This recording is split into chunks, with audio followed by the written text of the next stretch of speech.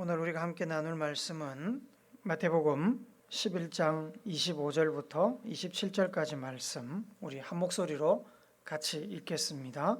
시작. 그때에 예수께서 대답하여 이르시되 천지의 주제이신 아버지여, 이것을 지혜롭고 슬기 있는 자들에게는 숨기시고 어린아이들에게는 나타내심을 감사하나이다. 옳소이다. 이렇게 된 것이 아버지의 뜻이니이다. 내 아버지께서 모든 것을 내게 주셨으니 아버지 외에는 아들을 아는 자가 없고 아들과 또 아들의 소원대로 계시를 받은 자 외에는 아버지를 아는 자가 없느니라. 아멘. 세례 요한이 감옥에 갇힌 후에 죽기 전에는 감옥에서 빠져나올 수 없다는 사실을 세례 요한 자신도 잘 알고 있었고 제자들이나 주변 사람들도 역시 잘 알고 있었습니다. 평소에 거침없고 날카로운 비판으로 유대 종교 지도자들과 정치인들을 곤란하게 만들었기 때문에 세례 요한은 정적이 많았습니다. 그가 죽기를 바라는 사람들이 줄을 서고 있었습니다. 그들은 어떤 핑계, 어떤 제목이라도 만들어서 세례 요한을 계속 감옥 안에 가두려고 할 것이고 결국에 온갖 방법을 다 동원해서 죽이려고 할 것입니다. 예수님 역시 다른 사람들과 마찬가지로 세례 요한의 그 비극적인 종말을 예견하고 있었기 때문에 마음이 좋지 않았습니다. 그래서 제자들에게 세례 요한만큼 위대한 선지자가 없었다고 말씀하셨습니다. 그렇게 말씀하신 것은 세례 요한이 당하고 있는 고난과 그 예견된 죽음이 너무 아쉽고 안타까웠기 때문입니다. 사람들이 세상이 세례 요한의 가치를 모른다고 생각을 하셨기 때문에 그렇습니다. 세례 요한에 대한 사람들의 거절과 박해는 결국 예수님에 대한 거절과 박해입니다. 그래서 예수님께서는 세례 요한이 당한 거절과 박해를 생각하다가 자신의 사역을 돌아보셨습니다. 자신이 열심히 복음을 전하고 가르치고 병든 자들을 고치신 그 고라신, 벳세다, 가버나움의 사람들이 예수님의 기대에 훨씬 못 미치는 반응을 보였기 때문입니다. 차라리 소돔과 고모라, 이방 도시인 두로와 시돈에 그만한 시간과 열정을 쏟아부었다면 고라신이나 벳세다나 가버나움보다 훨씬 좋은 반응을 얻었을 것이라고 예수님은 탄식을 하셨습니다.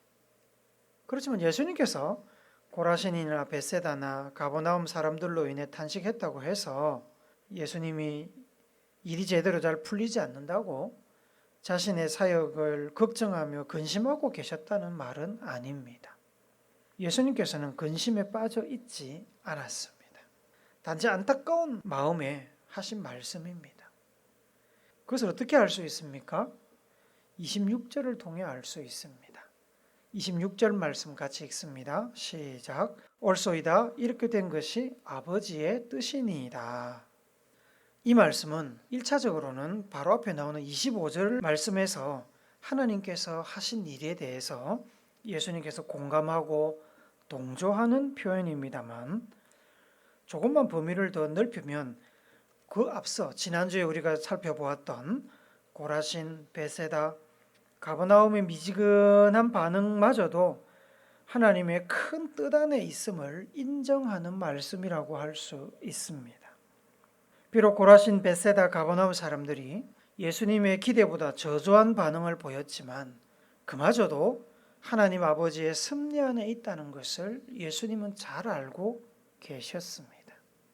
이 말이 하나님께서 고라신, 벳세다, 가버나움 사람들의 마음을 이렇게 문을 닫아가지고 예수님을 따르지 못하게 했다든지 또는 다른 지역에 있는 사람들은 마음을 열어가지고 예수님을 따르게 했다든지 이런 이야기가 아닙니다. 복음을 제시하고 보여주는 것은 예수님의 일이고 성령님이 하시는 일입니다.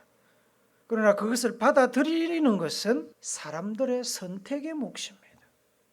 예수님은 구원의 길, 생명의 길을 보여주시고 사람들은 예수님이 제시하신 그 길을 따라갈 것인지 말 것인지를 선택합니다. 사람들이 예수님을 받아들이기로 선택하는 일이나 그렇지 못하고 거부하기로 선택하는 일이나 중요한 것은 그것이 다 하나님의 통제 안에 있다는 겁니다. 고라신, 벳세다, 가버나움 사람들이 거부한다고 해서 하나님이 뜻을 이루지 못하시는 것이 아닙니다. 하나님은 그렇게 약한 분이 아니지요. 하나님은 사람들의 결정에 의해서 하나님의 뜻이 좌지우지될 정도로 그렇게 능력이 없으신 분이 아닙니다. 사람들의 선택과 상관없이 하나님은 하나님의 뜻을 펼치시고 하나님 나라를 확장해 가십니다. 다만 예수님의 복음을 거절하지 않는 다른 사람들을 통해서 일을 진행하십니다. 고라신, 벳세다, 가버나움 사람들의 거부는 굉장히 안타까운 일이지만 그들의 거부로 예수님의 사역은 더욱 그 범위를 넓혀갔습니다. 예수님께서는 가버나움에서 멀지 않은 고향 나사렛에서도 배척을 당하셨습니다. 그 배척당한 일은 안타까운 거지만 그 일로 인해 주변에 더 많은 마을들을 돌아다니시면서 복음을 전하셨다고 마가복음 6장 6절에서 기록하고 있습니다. 한번 같이 보시지요. 시작. 그들이 믿지 않음을 이상히 여기셨더라. 이에 모든 촌에 두루 다니시며 가르치시더라. 여기서 그들은 고향 사람들, 친족들을 말합니다. 이상하게 여겼다는 말은 놀랐다는 표현입니다. 영어로는 amazed를 씁니다. 고향 사람들의 부정적인 반응에 예수님이 놀라셨습니다. 요즘은 잘 그런 일이 없지만 예전에 올림픽에 나가서 메달을 땄다든지 세계 선수권에서 메달을 땄다든지 이렇게 하면 이제 고향으로 내려오면 오픈카에 이렇게 사람을 태워가지고 이렇게 길거리를 쭉 다니면서 환영식을 했던 거 기억나시죠? 요즘은 잘 하지 않습니다. 고향 사람이 능력을 발휘해서 훌륭한 인물이 되어서 돌아오면 고향에서 환영하고 따르는 것이 보통입니다. 우리 동네 사람이라고, 나 아는 사람이야, 우리 옆집 사람이야, 같은 학교 나왔어, 그러는데 이상하게 예수님께서 고향에서 능력을 행하시고 말씀을 전하시니까 사람들이 예수님을 배척했습니다. 그래서 예수님께서 놀라신 겁니다. 마음이 그만큼 강팍해져 있었다는 이야기입니다. 그들은 굴러들어온 복을 발로 찼습니다. 마태복음 19장 30절에 보시면 이런 일들로 인해서 예수님께서 이렇게 말씀하십니다. 그러나 먼저 된 자로서 나중되고 나중된 자로서 먼저 될 자가 많으니라. 유대인으로 먼저 하나님의 말씀을 받은 이들이 복음을 거부하는 바람에 예수님과 동양 사람들이 예수님과 더 친밀하기 때문에 예수님을 알고 예수님을 더 빨리 받아들일 것이라고 생각했는데 오히려 예수님을 더 배척하고 먼저 백성되었던 이들이 밀려나고 나중되었던 이방인들이 하나님의 백성의 자리로 앉게 됩니다. 예수님의 복음을 거부한 이스라엘 백성들의 비극이 이방 세계로 복음을 전파하는 기회가 됐습니다. 로마서 9장 25절부터 26절 말씀은 호세아 선지자의 말을 인용해서 이렇게 이야기합니다. 같이 읽습니다. 시작. 호세아야 그래도 이르기를 내가 내 백성 아닌 자를 내 백성이라 사랑하지 아니하는 자를 사랑한 자라 부르리라. 너희는 내 백성이 아니란 그곳에서 그들이 살아계신 하나님의 아들이라 일컬음을 받으리라 함과 같으니라. 전에는 하나님의 백성이 아니었던 자들이 영접하고 믿어서 하나님의 백성이 된다는 말씀입니다. 하나님의 사랑의 범주 밖에 있던 이들이 예수님을 믿고 하나님의 사랑 안으로 들어오게 된다는 말입니다. 그래서 그들이 하나님의 은혜로 말씀 붙들고 살면서 살아계신 하나님의 아들이라는 존경을 받게 될 것이라는 말입니다. 하나님의 뜻은 그렇게 이루어집니다. 먼저 믿었던 자들이 복음을 거부함으로 인해 복음은 이스라엘 백성들의 주류에서 비주류로 이스라엘에서 이방인으로 그렇게 전파되고 흘러갔습니다. 이것이 인류를 구원하고자 하는 하나님의 섭리입니다. 모든 것이 하나님의 뜻 안에 있습니다. 이런 가운데 가장 하나님의 마음을 아프게 한 것은 아마도 이스라엘 지도자들이 예수님을 거절하고 배척한 사실이 아닐까 합니다. 그들이 변했다면 유대의 지도자들이 먼저 예수님을 영접하고 변했다면 그 지도자들을 따르는 이스라엘 백성들 전체가 어쩌면 예수님의 복음을 받아들이고 구원받았을지도 모릅니다. 그러나 지도자들, 주류들, 권세를 가진 자들은 예수님을 거부했고 대신에 소수의 비주류에 속했던 죄인들, 병자들, 여자들, 아이들, 가난한 자들은 예수님을 받아들였습니다. 이에 대한 언급이 25절 말씀입니다. 같이 읽습니다. 시작. 그때에 예수께서 대답하여 이르시되 천지의 주제이신 아버지여 이것을 지혜롭고 슬기 있는 자들에게는 숨기시고 어린아이들에게는 나타내심을 감사하나이다. 여기서 지혜롭고 슬기 있는 자들은 자칭 지혜 있고 슬기가 있다고 하는 사람들, 항상 자기가 옳다고 여기고 자기의 주관대로 뜻대로만 살려고 했던 그 유대 지도자들을 이야기합니다. 그들은 하나님의 말씀을 매일 읽고 연구하며 가르치고 실천한다고 자부했던 사람들입니다. 그들은 종교적인 권세와 권력을 잡고 이스라엘을 다스리던 사람들입니다. 그런데도 그들은 하나님의 아들을 알아보지 못했고 세례 요한도 알아보지 못했습니다.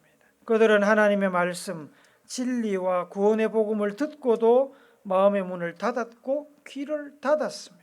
그들은 새로운 지도자로 급부상하고 있던 예수님을 구원자로 받아들이지 않았고 자신들의 권력과 기득권을 위협하는 경쟁자로 보았습니다. 그래서 배척하고 죽이려 했습니다. 어린아이들은 비주류에 속하는 죄인들, 병자들, 여자들, 아이들, 가난한 자들, 그리고 일부의 아주 거룩하고 경건하여서 구세주를 기다리고 있던 지도층 사람들을 말합니다. 그들은 유대의 사회에서 소수였습니다. 실제로 나이가 어린 아이들과 다를 바가 없다는 뜻입니다. 소수의 지도층 사람들을 제외한다면 그들은 스스로 뭘 할 수도 없고 힘도 없고 능력도 없어서 지도자들과 사회의 도움과 감시와 지도를 받아야 하는 이들이라고 여겼습니다. 그 당시에 그런 사람들은 잃을 것도 없고 지킬 것도 없는 사람들이죠. 그래서 마음이 가난했습니다. 그리고 열려 있었습니다. 예수님의 말씀을 듣고 받아들였습니다. 예수님께서는 주류의 지도층들은 복음을 거절하고 비주류의 어린아이와 같은 이들이 예수님을 받아들인 일로 인해 하나님께 감사했습니다. 어린아이들에게 나타내심을 감사하나이다. 이 말씀이 복음을 거절한 이들의 비극을 보고 기뻐하신다는 이야기가 아닙니다.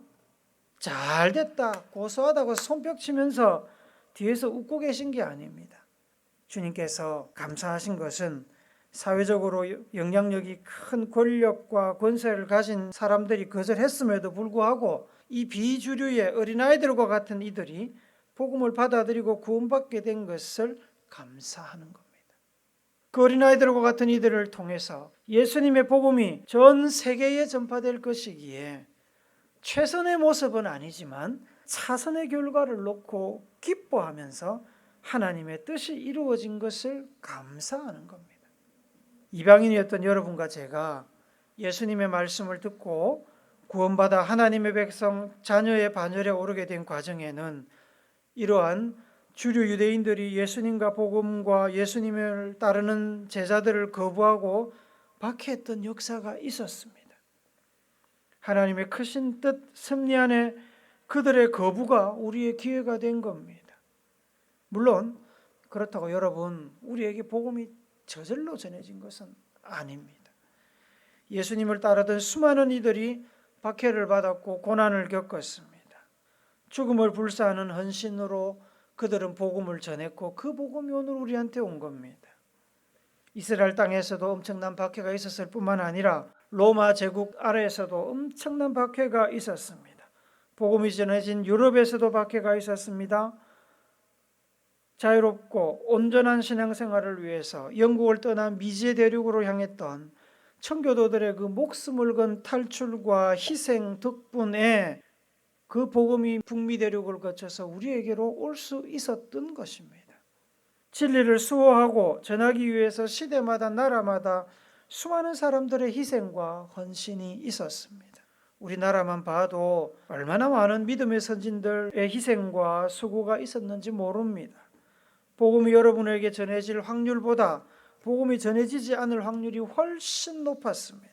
선교사들이 배를 타고 한 달이고 두 달이고 대양을 건너서 이 땅에 도착하고 이방인에 대한 멸시와 외면과 핍박으로 살아남을 확률이 죽을 확률보다 훨씬 적었습니다.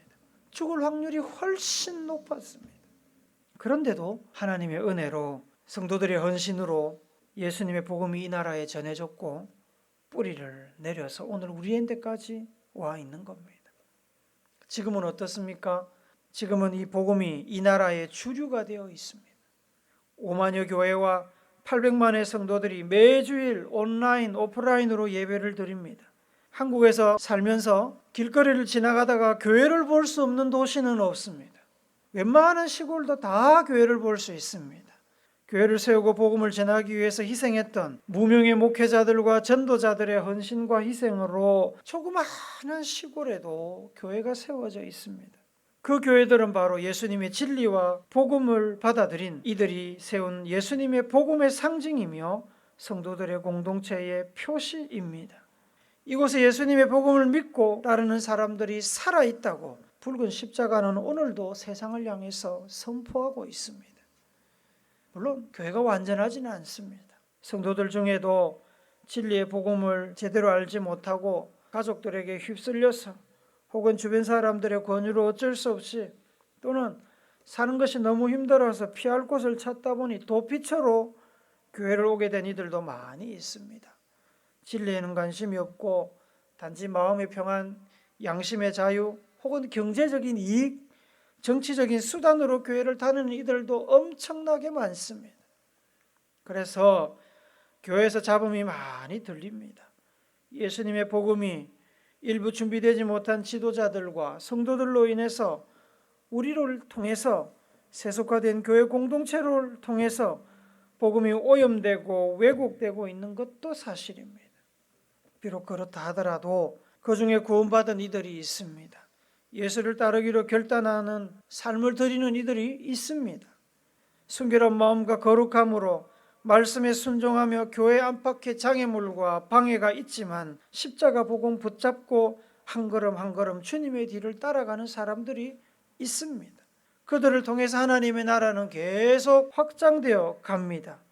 그들을 통해서 주님은 일하시고 구원받은 사람들의 숫자는 채워져 가는 겁니다. 이것이 우연이겠습니까? 어쩌다가 된 것이겠습니까?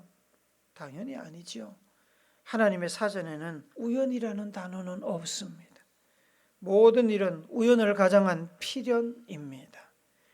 하나님의 구원의 역사는 그렇게 오늘까지 이어져 왔고 앞으로도 주님 오시는 그날까지 지속될 것입니다. 그래서 예수님께서는 마태복음 22장 14절에 이렇게 말씀하십니다. 같이 읽읍시다. 시작. 청함을 받은 자는 많되 택함을 입은 자는 적으니라. 예수님 당대를 비롯해서 오늘날까지 수많은 사람들이 복음을 들었습니다. 그러나 구원받은 사람들은 그 중에 일부입니다. 예수님께서 그들이 택함을 받았다고 말씀하십니다. 여러분과 저는 구원의 역사가 흘러가고 있는 그 역사의 물줄기 가운데서 택함을 받았습니다. 70억 인류 가운데 5천만 대한민국 백성들 가운데 하나님의 자녀로 그리스도인으로 택함을 받았습니다. 이 이야기를 오늘 본문 27절에서 주님이 하고 계신 겁니다. 한 번 더 읽어봅시다. 시작. 내 아버지께서 모든 것을 내게 주셨으니 아버지 외에는 아들을 아는 자가 없고 아들과 또 아들의 소원대로 계시를 받은 자 외에는 아버지를 아는 자가 없느니라. 아들이신 예수님의 소원대로 계시를 받은 자, 택함을 받은 자만이 하나님을 아버지로 안다. 하나님을 안다는 것은 단지 머리로 공부를 해서 지식으로 안다는 것이 아니고 믿고 삶으로 하나님의 뜻을 실천한다는 말입니다. 구원받은 사람을 이야기하고 있는 겁니다. 우리는 예수님의 소원대로 계시를 받은 사람, 택함을 받은 사람입니다. 그러니 여러분, 예수님의 선택이 여러분을 선택하신 예수님의 그 선택이 잘못되었다는 걸 증명하려고 애쓰지 마시고 예수님의 그 선택이 제대로 되었다는 것을 힘써 보여 주십시오.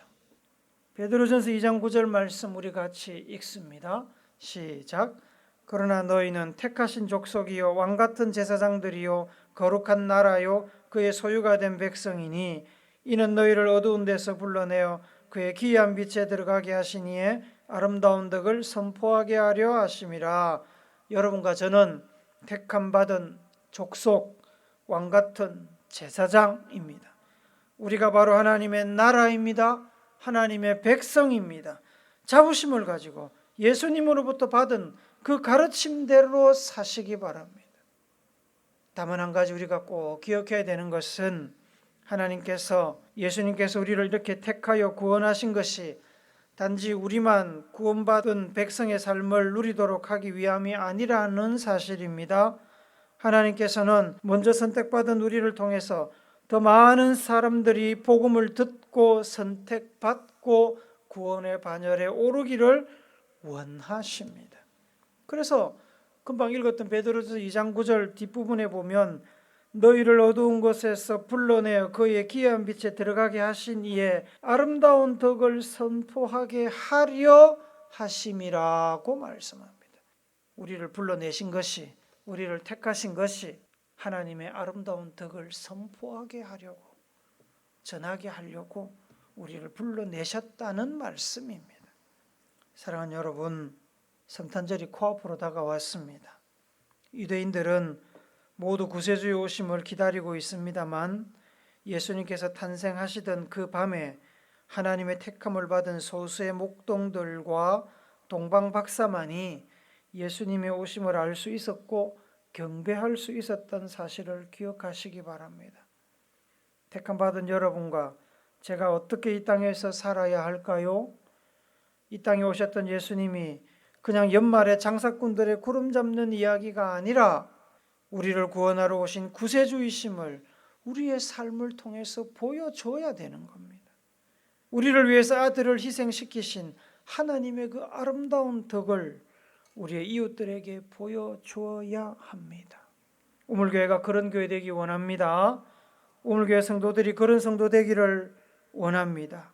그래서 하나님을 기쁘시게 하고 십자가를 지시기까지 우리를 사랑하신 예수님의 그 사랑의 통로가 되기를 예수님의 이름으로 축복합니다. 아멘.